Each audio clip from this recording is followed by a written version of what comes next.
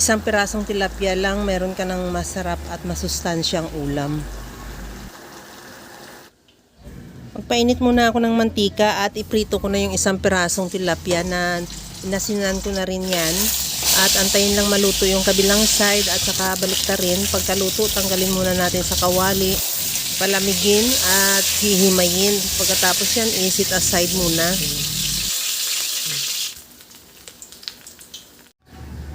Sa asin na kawali, binawasan ko lang yung mantika. I-sear ko yung kunting karni ng baboy. Antayin lang na mag-brown o maglabas ng sarili niyang mantika. At isit aside muna sa kawali at igisa ko na rin yung bawang at sibuyas. Ihalo lang hanggang sa maglabas ng aroma.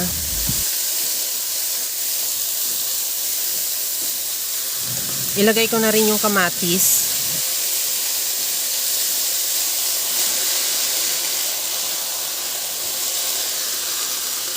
Lagyan ko na ng bagoong, kahit na anong bagoong mayroon ka dyan, pwede naman yung hilaw. Kung hilaw, igisa mo lang din ng mabuti. Itong sa akin ay ginisang bagoong na. Lagyan ko na ng tubig, nakadepende yung dami ng tubig sa dami ng sabaw na gusto mo. At isunod ko na rin ilagay yung kalabasa. Takpan ko muna hanggang sa maluto yung kalabasa at maglambot na rin yung karni.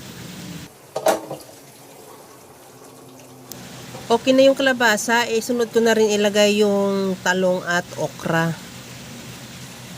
Takpan ko ulit yan hanggang sa maluto lang din yung talong at okra.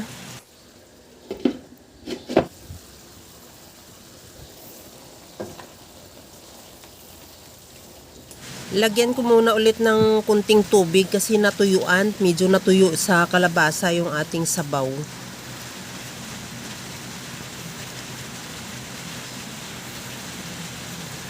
At isunod ko na ilagay yung saluyot at talbos ng kamuti. Kahit anong mga talbos mayroon ka dyan, pwede rin yung malunggay o kaya ay kangkong. At ihalo lang ng bahagya hanggang sa maluto lang din yung ating talbos. Tikman ko na rin, lagyan ko muna ng patis at maglagay din ako ng liquid seasoning. Pwede naman maglagay ka lang ng asin or mga seasoning granules. Naglagay na rin ako ng kunting paminta. Okay na tong ating gulay. Ilagay ko na yung piniritong tilapia na hinimay ko na lang din, tinanggal ko na sa tinik. Para mas masarap na rin naman kainin pagka wala ng tinik. At kunting halo lang yan, okay na yung ating napakasarap at napakasimpleng ulam. Kaya mga kalasa, kung nagustuhan mo yung ating video, please like na lang at pakishare na rin sa inyong mga friends. At kung bago ka pa lang sa aking channel, subscribe na at i-click mo na rin ang bell button para sa mga notification. Okay na to. Hanggang sa muli mga kalasa. Thank you for watching. Bye-bye!